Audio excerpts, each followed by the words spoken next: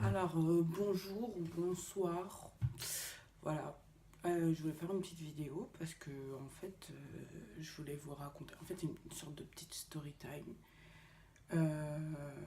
Vous racontant, en fait, ce qui s'est passé quand j'avais 10 ans. Donc, voilà. En fait, je suis tombée malade. Enfin, je sais pas si c'est tombée malade. En fait, c'est suite à une maladie, on va dire, suite à une maladie bénigne, entre guillemets, j'ai fini gravement malade. Donc voilà. Quand j'avais 10 ans déjà, j'étais une petite fille assez active. Enfin, un peu comme maintenant, quoi, pleine de joie, de bonne humeur, tout ça. J'aimais beaucoup aider les gens, tout ça. Et à cette période-là, mes parents avaient déménagé. En fait, de base, j'habitais dans le même bâtiment que mes grands-parents, en région lyonnaise. Et genre, en gros, mes parents ont décidé de déménager parce qu'ils avaient une meilleure situation, tout ça. Donc voilà. Moi, au début, je suis pas partie tout de suite parce que je voulais pas. Voilà. Et en fait, il y a eu un moment, en fait, j'ai commencé à avoir des douleurs au niveau de l'oreille et de la tête. J'ai commencé par aller chez le médecin traitant. Le médecin traitant m'a dit que c'était qu'une otite et 2-3 migraines. Donc voilà, rien de grave. Donc il m'a donné un traitement. Euh, Ça s'est un peu calmé. Après, ça a recommencé. Là, on allait voir un autre médecin. On a eu le même diagnostic. Ça a commencé à empirer pendant bien 2-3 semaines. Après, ça s'est calmé. Là, j'ai décidé vu que ça allait mieux, de partir en vacances chez la meilleure amie de ma maman. Parce qu'il y a notre amie d'enfance, en fait, enfin, sa fille est notre amie d'enfance à moi et à mes frères et sœurs. Donc, voilà. Donc, je voulais passer de bonnes vacances. Donc, voilà, je suis partie dans la Drôme, chez elle. Et là, catastrophe, ça a empiré. J'avais déjà fait un tour à l'hôpital quand j'étais en région lyonnaise. On m'avait dit exactement la même chose que les 2 premières fois. Là, sa mère, elle a commencé à paniquer parce que j'ai commencé à plus manger. À crier dès que quelqu'un respirait. Arrêter de crier, des trucs comme ça. Je devenais complètement folle en fait. Tellement j'avais mal. Elle m'a emmenée chez le médecin là-bas. Euh, Elle m'a emmenée à l'hôpital, il me semble aussi là-bas. Et à chaque fois, il me disait la même chose. C'est ça le pire. C'est qu'à chaque fois, il me disait, oh, c'est qu'une petite otite avec des migraines, tout ça. Sauf que normalement, une otite, si c'est bien soigné, ça dure même pas une semaine en fait. Donc voilà.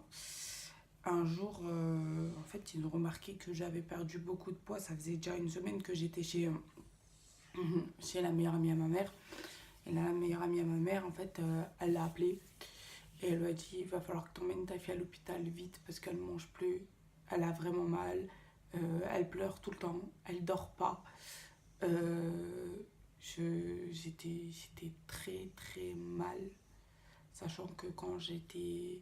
En fait, je suis entre guillemets, je dirais pas dans la moyenne, mais là, je suis un petit peu au-dessus de la moyenne niveau taille. Donc à 10 ans, je faisais déjà 1,50 m. Et je suis descendue à 26 kilos pour 1,50 m.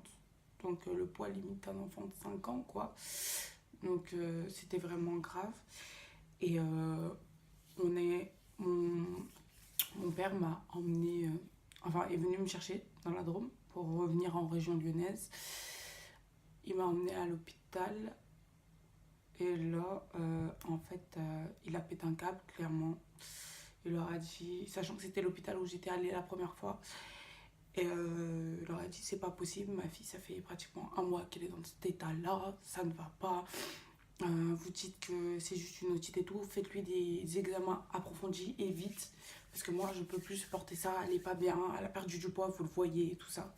Patati patata, donc j'ai attendu pendant presque 4 heures dans, dans une sorte de truc d'urgence là. Enfin, il y a plein de lits, tout ça. Après, ils m'ont installée dans une chambre. Le lendemain, ils m'ont fait une série d'examens, mais c'était... Oh, c'était la misère. Je souhaite ça à personne. Surtout un enfant de 10 ans. Vous pouvez vous en rendre compte, j'ai la phobie des piqûres. Ils m'ont fait une ponction lombaire. Ça veut dire qu'ils m'ont fait une piqûre comme ça dans le dos pour prendre de la moelle osseuse. Donc voilà, j'ai fait des IRM, des scanners, des prises de sang.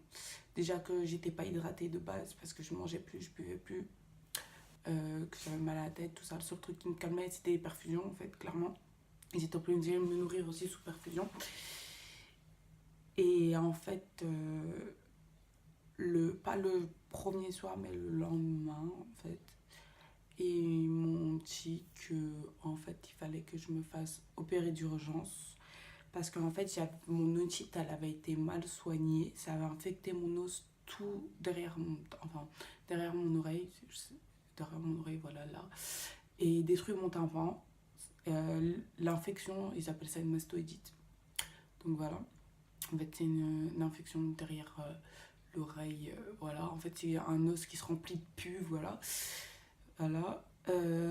Qu'il fallait vite qu'ils enlèvent l'infection parce que sinon j'allais avoir de gros problèmes auditifs. Bon, entre temps, maintenant, au jour d'aujourd'hui même, j'ai des problèmes auditifs, mais bon, voilà.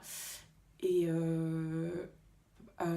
j'avais deux autres problèmes. C'est que je faisais de l'anorexie mentale par rapport à la douleur, tout ça. Bah, en fait, je mangeais plus parce que j'avais peur de vomir, donc je mangeais plus. Et j'ai eu aussi une thrombose. Alors tout le monde va dire oui, une thrombose, tout ça. Habituellement, les thromboses, c'est ce qu'attrapent les sportifs, enfin surtout les footballeurs, tout ça. En fait, c'est un caillot de sang qui se forme dans une veine et qui bloque la veine en fait. Et habituellement, ça se trouve généralement, on l'attrape au niveau des jambes, voilà, ou des bras. Et moi, malheureusement, je l'ai attrapé au niveau du cerveau en fait. Donc c'était assez urgent. Donc ils m'ont hospitalisée de suite. Après, je me suis fait opérer dès le matin. Voilà. Même mes parents, ils m'ont dit que j'avais pris pratiquement tout le reste de la matinée à me réveiller, que j'ai dormi comme bébé, clairement. Donc voilà. Euh, donc voilà. Après l'opération, j'ai eu des piqûres pendant 6 mois. Ouais, 6 mois. J'ai eu des piqûres d'anticoagulants pendant 6 mois, sachant que je suis restée 3 mois à l'hôpital. En fait, j'ai fait 2 mois. Non, j'ai fait 1 mois et demi en neurologie et 1 mois et demi.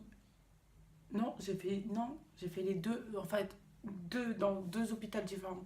J'ai fait 3 mois en neurologie, mais dans deux services, dans deux hôpitaux différents, qui étaient juste à côté, mais bon, voilà. Et, donc voilà. Pendant ces 3 mois, ils m'ont appris à remanger. Même si en soi, la nourriture de l'hôpital, voilà. À remanger, à supporter les piqûres parce que j'ai la phobie des piqûres. Au début, ils étaient obligés de m'endormir. Clairement, mettre le masque là, bizarre là, qui te fait tourner la tête là. Voilà, ils étaient obligés de me donner ça, mettre ça pour faire la piqûre parce que j'avais des piqûres tous les jours. Je me rappelle, elles étaient à 4h de l'après-midi.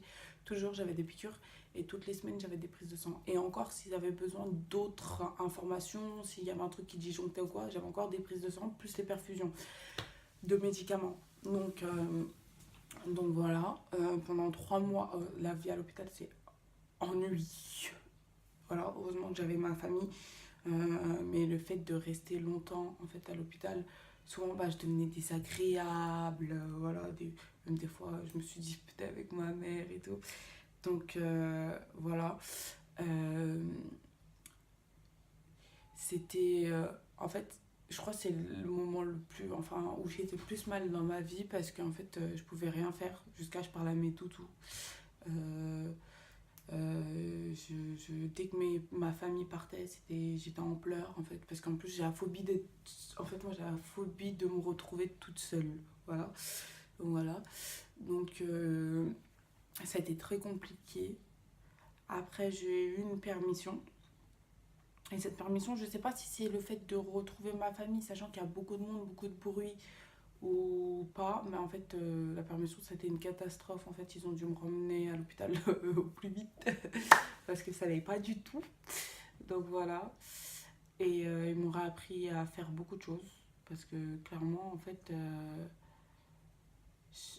quand je suis arrivée là-bas, je ne mangeais pas, je ne buvais pas, je tenais à peine debout. Euh, en fait, ma vie, c'était essayer de. En fait, c'était limite, je devenais folle en fait parce que j'avais trop mal à la tête. Donc, c'était essayer de pas avoir mal à la tête. C'était. Voilà, donc au final, ben, je me faisais plus mal au crâne qu'autre chose en fait en réfléchissant. Et je faisais rien d'autre en fait. J'étais tout le temps allongée, à pleurer, à hurler, à dire aux gens de se taire. Quand on me proposait à manger, je ne mangeais pas en cachette, je donnais à ma soeur. Donc, comment expliquer ça m'a fait peur. Au début, quand j'étais petite, ça m'a fait peur parce que, voilà, outil, hôpital, tout ça, forcément. Après, avec le temps, je sais que c'est quelque chose que. C'est pas quelque chose d'extrêmement grave. Enfin, extrêmement grave, quand je dis extrêmement grave, c'est que ça a été guéri à temps. Voilà, pour moi, c'est un signe de Dieu, clairement. C'était guéri à temps, donc c'est que ça devait se faire. Voilà. Après, c'est pas un cancer, c'est pas une tumeur, c'est pas voilà, mais c'est tout aussi grave. C'est pour ça que moi, j'aimerais passer ce message et faire passer ce message les gens et vos enfants, peu importe ce qu'ils sont. S'ils se plaignent, ils vous disent ça va pas, je suis pas bien, emmenez-les chez le médecin. Même s'ils ont rien, c'est pas grave, emmenez-les chez le médecin. C'est le médecin qui fera, qui donnera le verdict, qui dira s'il y a quelque chose ou s'il n'y a rien. Emmenez vos enfants chez le médecin. Moi, maintenant, à cause de toutes ces histoires, là, ma fille, dès qu'elle a mal à l'oreille, je panique. Dès que j'ai une migraine ou que j'ai mal à l'oreille, je panique. En plus, je connais tous les traitements par cœur, voilà. Euh, et à cause de cette histoire aussi, maintenant, à chaque fois que je vais avoir un enfant, je vais devoir avoir des piqûres pendant 6 semaines. Voilà, des prises de sang toutes les semaines pendant 6 semaines. Voilà, suivi de la grossesse, prise de sang toutes les semaines pendant la grossesse, après la grossesse. Voilà, donc faites vraiment attention parce que souvent on se dit c'est pas des choses graves en fait, parce que forcément on va dire t'as mal à la tête, ah bah prends Doliprane, c'est pas grave, voilà. Ou t'as mal à l'oreille, bah viens, on va aller chez le médecin, il va te donner des gouttes pour l'oreille. Mais faut vraiment, vraiment demander à approfondir la chose pour être sûr qu'il n'y ait rien, parce que moi, malheureusement, bah, les choses, elles n'ont pas été faites correctement. Au final, mon cas, il a empiré. J'ai des problèmes d'audition maintenant. Donc voilà. Normalement, je devrais avoir un appareil auditif, mais vu que c'est pas remboursé et que je suis pas sourde, à, sourde de l'oreille totalement, eh ben, je suis pas considérée comme handicapée. Donc voilà, sachant que voilà, quoi, je n'ai pas les moyens, hein, clairement. Donc je vis avec. Donc voilà, c'était juste pour raconter un peu ça, cette petite histoire. Parce que c'est une histoire qui m'a marquée dans ma vie, que j'aimerais faire partager aux gens, que voilà, dans la vie, il y a beaucoup de personnes qui sont malades à vie, d'autres qui réussissent à ne plus être malades, voilà. Donc ces personnes-là, il faut les soutenir, faut voilà, leur donner de la force au lieu de dire, de juger. Parce que moi, j'ai vu certains jugements en disant oui, mais c'est pas parce que t'es malade que tu peux faire des caprices, c'est pas parce que t'es malade que tu peux te plaindre. En fait, quand on est malade, au moment où on est malade, en fait, on a l'impression que tout nous tombe dessus, que c'est la fin du monde,